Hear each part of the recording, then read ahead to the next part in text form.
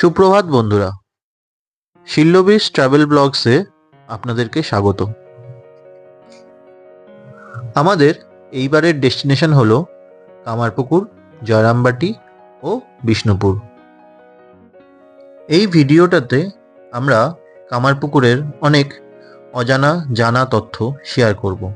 তাই সকলকে অনুরোধ রইল ভিডিওটিকে না কেটে সম্পূর্ণ ভিডিওটা দেখতে, না হলে অনেক অজানা তথ্য আপনাদের অজানাই থেকে যেতে পারে।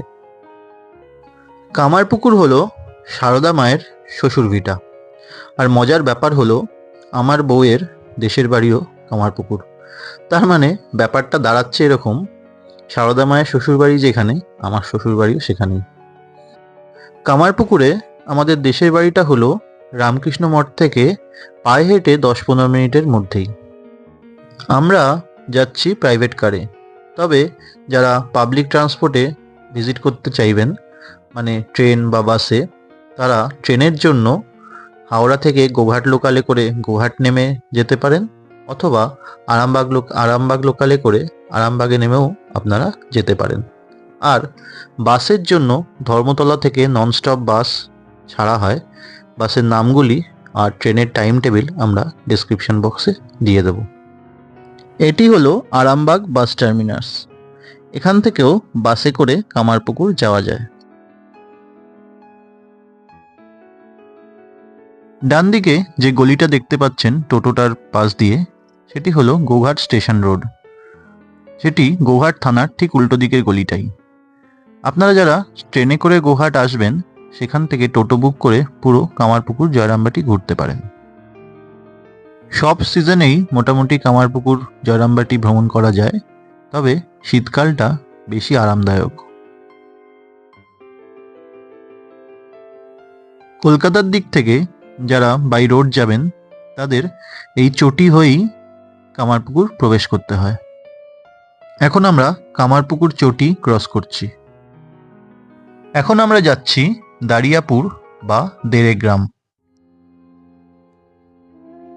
কামারপুকুরে বসবাস শুরুর পূর্বে এটি ছিল রামকৃষ্ণদেবের পিতা ক্ষুদিরাম চট্টোপাধ্যায়ের আদি বাসস্থান। কামারপুকুর ভ্রমণের অন্যতম উল্লেখযোগ্য জায়গা এই দেরেগ্রাম বা দারিয়াপুর। সুন্দর শীতের সকালে ভেতরটাতে ঢুকে আমাদের মনটা আরো স্নিগ্ধ হয়ে গেল। চারিদিক এত শান্ত, এত স্নিগ্ধ, খুবই ভাল লাগছিল। এখানে রিসেপশনে যার সাথে সাক্ষাৎ হলো, তিনি এক্স স্কুল টিচার ছিলেন। এখানে এখন স্বেচ্ছা শ্রমদান করছেন। অনেকেই এখানে এরকম বিনা পারিশ্রমিকে ঠাকুরের সেবা করে থাকেন।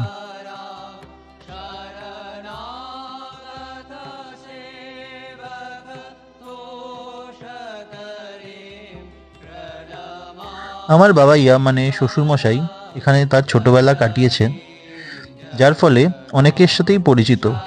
সেই ছোটবেলার অনেক গল্প তাদের মধ্যে করতে শুনলাম।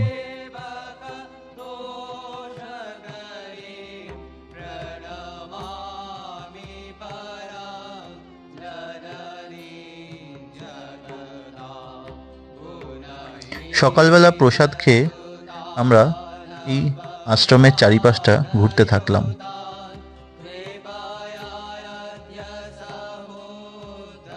এই সেই বাসস্থান, আর এর চারিপাশে গড়ে উঠেছে সেবাশ্রমের সমস্ত কার্যালয় বিল্ডিং আর অতিথি নিবাস।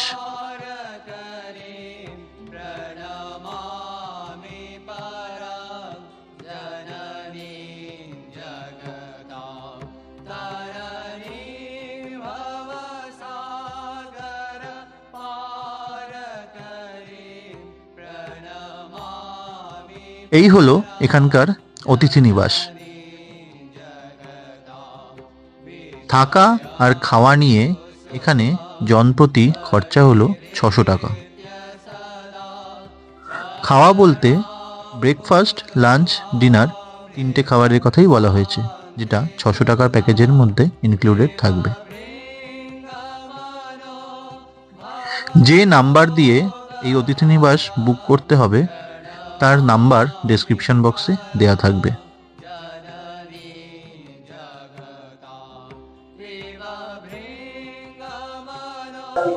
হ্যালো বন্ধুরা, আজকে আমরা চলে এসেছি নতুন একটা জায়গায়। এটা হচ্ছে জায়গাটার নাম দরিয়াপুর বা দেরেগ্রাম। এটা হচ্ছে ঠাকুরের বাবার পৈতৃক ভিটে। তো তোমরা জায়গাটা দেখো, জায়গাটা খুব সুন্দর। বাড়িটাও আমি দেখিয়েছি ভেতরে। এটা একটা আশ্রম হয়েছে। আর এখানের যে হিস্ট্রিটা সেটা বাপি বলবে, বাপির মুখ থেকে শুনে নাও। এসো বাপি। এটা হচ্ছে দারিয়াপুর বা দেরেগ্রাম। এখানে ঠাকুর রামকৃষ্ণ দেবের বাবা ক্ষুদিরাম চট্টোপাধ্যায়ের পৈতৃক ভিটে ছিল এবং উনি একজন সত্যনিষ্ঠ ব্রাহ্মণ ছিলেন। তো এখানকার যিনি জমিদার ছিলেন রামানন্দ রায়, সেই রামানন্দ রায় কোনো একটা মামলাতে ওনাকে মিথ্যা সাক্ষী দিতে বলেন, কিন্তু সত্যনিষ্ঠ ব্রাহ্মণ হওয়ায় উনি সেটা অস্বীকার করেন। সেই রামানন্দ রায়ের কোপে পড়ে ওনাকে এই গ্রাম ছাড়তে হয় এবং উনি কামারপুকুরে ওনার বন্ধু শুকলাল গোস্বামী ওনাকে বসত বাটির জন্য জায়গা দেন এবং সাতপুয়া জমি দেন, লক্ষ্মীচলা হিসেবে যা এখন পরিচিত। এখনো সেখানে ঠাকুরের ভোগ রান্নার জন্য চাষ হয়। আচ্ছা, আমরা হিস্ট্রিটা জেনে নিলাম। তো দেখো, এরপর আমরা যাব কামারপুকুর রামকৃষ্ণ মিশন। ওখানে রামকৃষ্ণ দেবের যে হাতে পোতা আম গাছ বা রামকৃষ্ণ দেবের বাড়ি সবই দেখবো।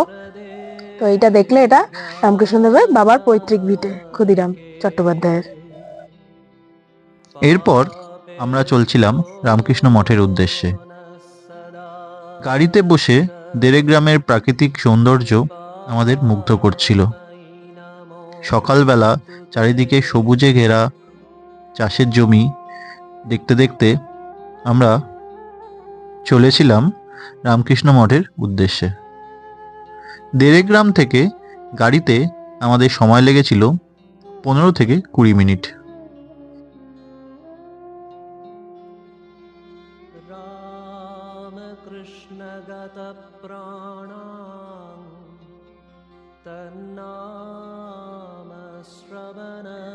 পথের মাঝে আমরা দেখতে পেলাম এখানে শ্রী শ্রী অনুকূল ঠাকুরের সৎসঙ্গ বিহার নতুন উদ্বোধন হয়েছে।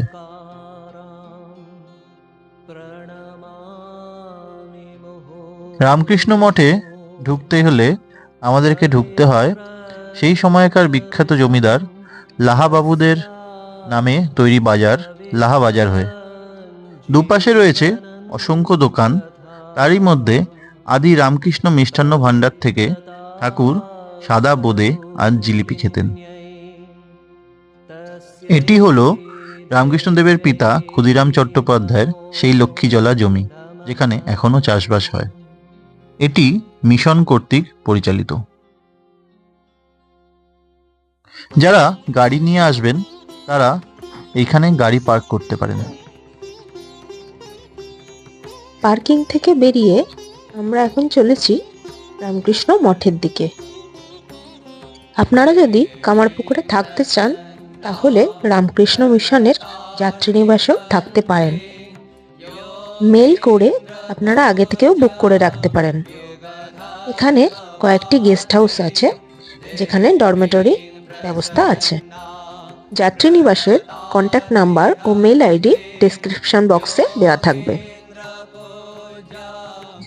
এখানে গাইডও আছে, আপনারা চাইলে গাইডও নিতে পারেন। যেহেতু এখানে আমার দেশের বাড়ি, তাই আমাদের গাইডের প্রয়োজন হয়নি।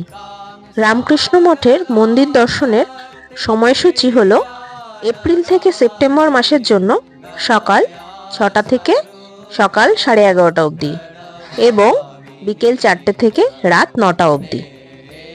ও অক্টোবর থেকে মার্চ মাসের সময়সূচি হলো সকাল 6:30 থেকে সকাল 11:30 অবধি এবং দুপুর 3:30 থেকে রাত্রি 8:30 অবধি।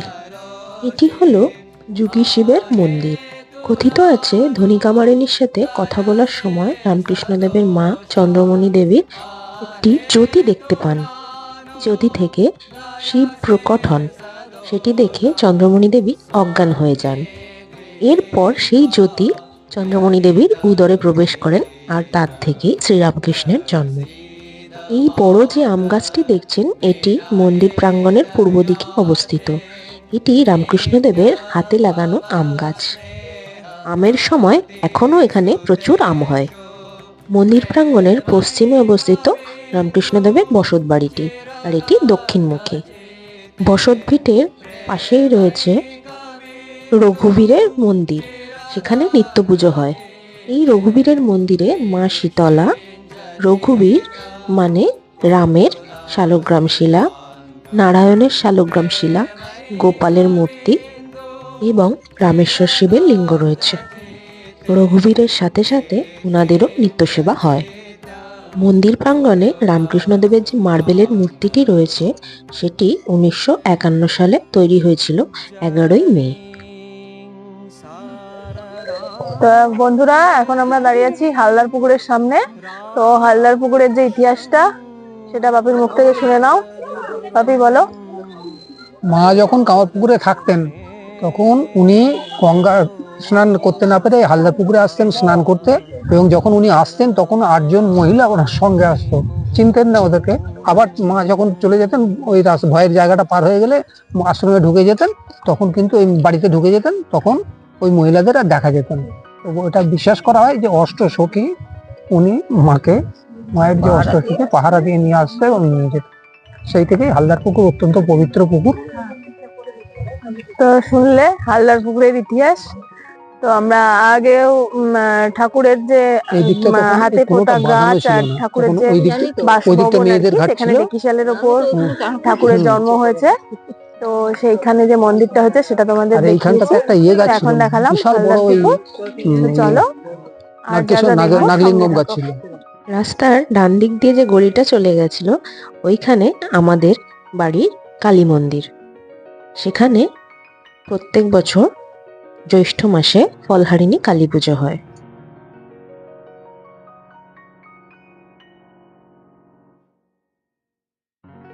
এটা হলো আমার দেশের বাড়ির বসত ভিটা। আমাদের এই বাড়ি থেকে ঠাকুরের মন্দিরের ডিস্টেন্স 200 থেকে 300 মিটার। আপনারা লাহাবাজার দিয়েও মন্দিরের দিকে প্রবেশ করতে পারেন, আবার এখানে হাটতলা দিয়েও মন্দিরের দিকে যাওয়া যায়। আমরা এখন হাটতলা দিয়ে মন্দিরের দিকে যাচ্ছি।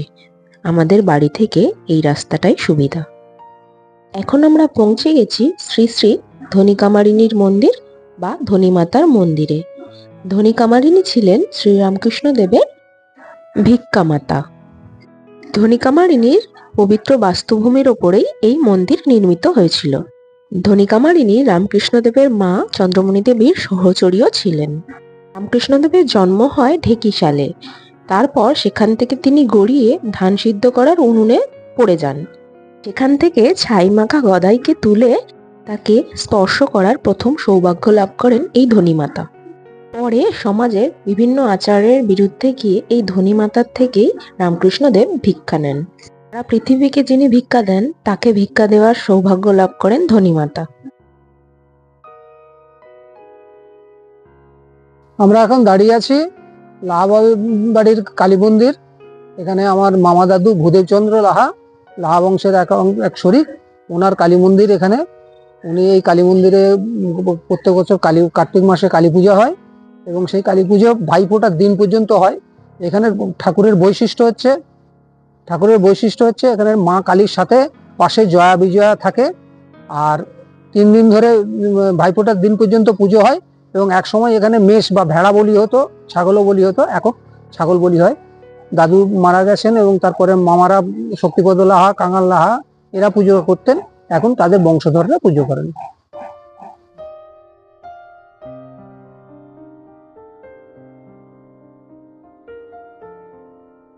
আমরা এখন দাঁড়িয়ে আছি গোপেশ্বর শিব মন্দিরের সামনে। এই গোপেশ্বর শিব মন্দির একসময় ঠাকুর যখন ছিলেন তার দিব্য অবস্থা প্রাপ্ত হয়েছিল এবং পাগলের মতো আচরণ করতেন। তখন গ্রামের লোক তারা ভেবেছিল ঠাকুর পাগল হয়ে গেছে। তখন ঠাকুরের মা চন্দ্রমণি দেবীকে বলেন এই গোপেশ্বর শিবের হত্যা দিতে। মা ঠাকুরের এই সুস্থ হওয়ার জন্য এখানে ধরতে দিয়েছিলেন, এবং পরে এই ঠাকুর গোপেশ্বর শিব দিয়ে স্বপ্ন দিয়ে বলেন যে তুমি বুড়ো শিব মন্দিরে গিয়ে এ করো, ঠেকছে। এই হচ্ছে গোপেশ্বর শিবের মন্দির। আর এর পিছনেই আছে কামার পুকুর, যে পুকুরের নামে এই গ্রামের নাম হচ্ছে কামার পুকুর। এই কামারপুকুরের হিস্ট্রি হচ্ছে, মানে মানিক রাজার রাজত্বে একটা ছিল। মানিক রাজা যখন ওই সময়তে মানে এই তরবারি উঠে গিয়ে বন্দুক আরম্ভ হলো, বন্দুক কামান এসব চালু হলো, তখন এই কামারদের আর কোনো কাজ ছিল না। মানিক রাজার যারা অস্ত্র শস্ত্র তৈরি করতো তাদেরকে দিয়ে এই পুকুর কাটিয়েছিলেন উনি, এই জন্য এটার নাম হচ্ছে কামারপুকুর। এখন এই পুকুরের নামে কামারপুকুরের নাম হচ্ছে কামারপুকুর। তার আগে এই শুনেছি এই গ্রামের নাম ছিল শুকলালগঞ্জ।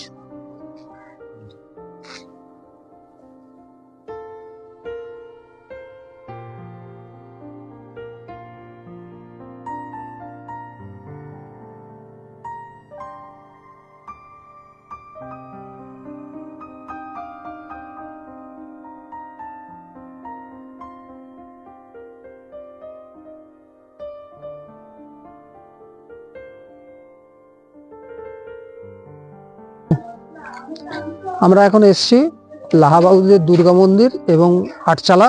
এই আটচালাতে ঠাকুরের এখানে পাঠশালা বসতো, সেই পাঠশালায় উনি পাঠ লাভ করেছেন।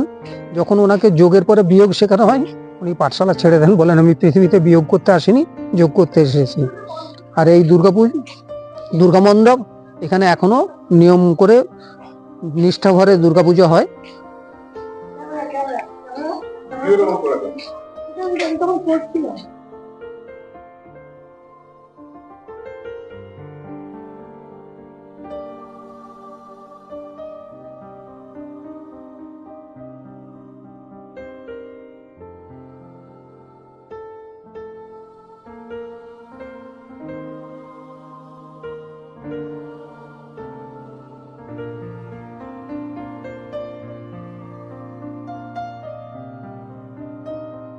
এটি হলো গদাই মানে রামকৃষ্ণদেবের পাঠশালা।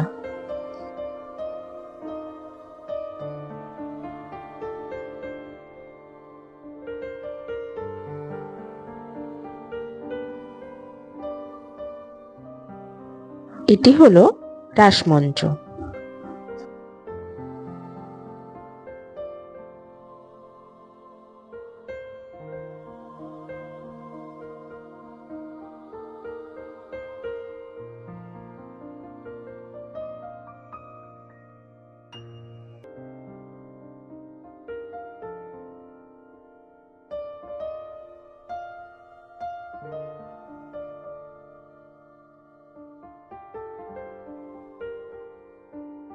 লাহাজের যে দুর্গা মন্দির, এই দুর্গা মন্দিরের পুজোর একটা বৈশিষ্ট্য আছে।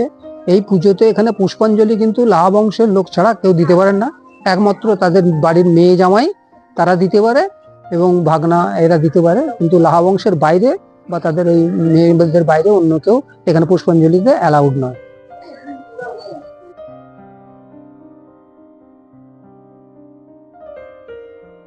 এখন আমরা প্রবেশ করছি লাহা বাবুদের বিষ্ণু মন্দিরে।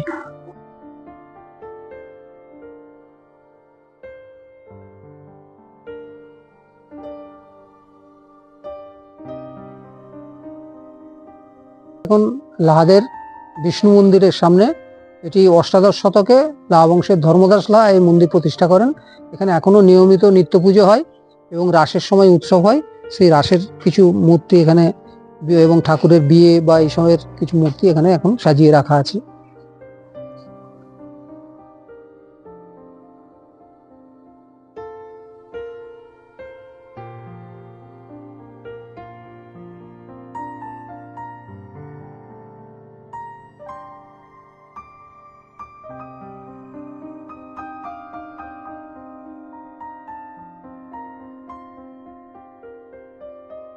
দেখুন এখন বড়রা যখন বাচ্চা হয়ে যায়, আমার কর্তামশাইয়ের কাণ্ড দেখুন। এখন সে রাবণ হয়েছে। লাহাবাবুদের বিষ্ণু মন্দির থেকে বেরিয়ে আমরা এখন চলেছি পাইনবাড়ির উদ্দেশ্যে। তখনকার দিনে দুর্গাদাস পাইন ছিলেন একজন প্রভাবশালী ব্যক্তি। তিনি খুব অহংকারী ছিলেন। তাদের বাড়িতে পরপুরুষ প্রবেশ করা নিষিদ্ধ ছিল। কিন্তু ছোট্ট গদাই তো ছিল খুবই দুষ্টু, খুবই যুক্তিবাদী। তাই গদাই একবার ঠিক করলেন দুর্গাদাস পাইনের অহংকারটা ভাঙবেন। গদাই তাঁতি বউয়ের বেশে দুর্গাদাস পাইনের বাড়িতে প্রবেশ করেন। কিন্তু গদাইয়ের দাদা গদাই গদাই করে ডাকলে গদাই শাড়ি তুলে ঊর্ধ্বশ্বাসে দৌড় দিয়ে পালিয়ে আসেন। এখন আমরা প্রবেশ করছি সীতানাথ পাইনের বাড়িতে। উনি ছিলেন আর একজন প্রতিপত্তিশালী ব্যক্তি।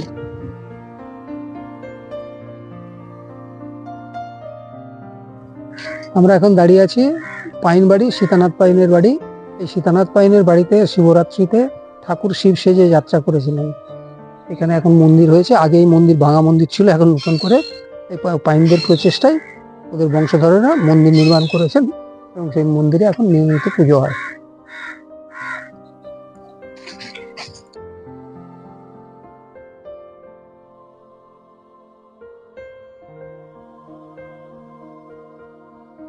পাইনবাড়ির মন্দির।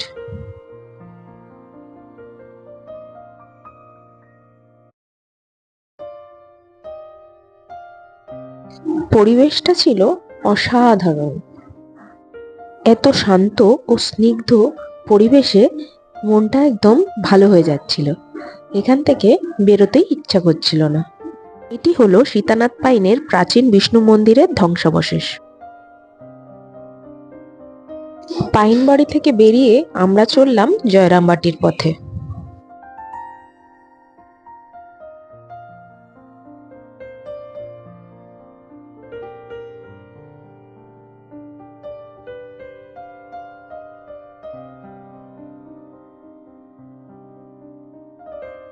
এই মাঠটিকে বলা হয় ভূতির মাঠ। শ্রী শ্রী রামকৃষ্ণ দেবের জন্মতিথি উপলক্ষে যখন মেলা হয় সেটি এই প্রাঙ্গণেই হয়। এই মেলাটি রামকৃষ্ণ দেবের জন্মতিথির দ্বিতীয়া শুক্লপক্ষ থেকে হোলির আগের দিন অবধি হয়।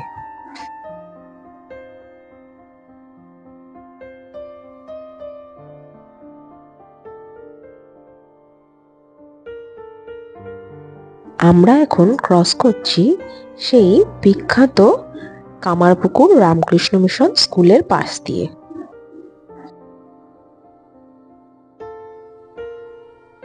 কামারপুকুরের উত্তর দিকে 3 কিলোমিটার গেলে আছে আনুর। সেইখানে আছে বিখ্যাত বিশালাক্ষী মায়ের মন্দির। বিশালাক্ষী মা খুবই জাগ্রত।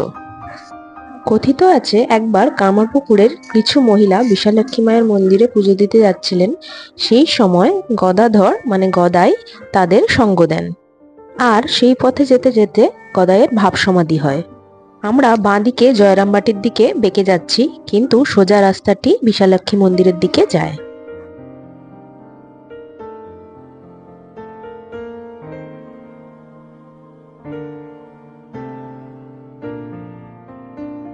আমরা এখন ধীরে ধীরে হুগলি জেলা থেকে বাঁকুড়া জেলার দিকে যাচ্ছি। এই যে পোলটি দেখা যাচ্ছে, এই পোলটিকে হলদির পোল বলে বা চেকপোস্ট বলে। এই পোলটির ওই পারে হলো বাঁকুড়া, আর যেই পার থেকে এলাম সেই পারে হলো হুগলি। তো এখন আমরা বাঁকুড়া জেলায় ঢুকে পড়েছি। দেখা হবে পরের ভিডিওতে। ভিডিওটি ভালো লাগলে লাইক, কমেন্ট ও শেয়ার করে দেবেন, আর আমাদের চ্যানেল শিল্লবীকে সাবস্ক্রাইব করে দেবেন নতুন বন্ধুরা। ততক্ষণের জন্য টাটা।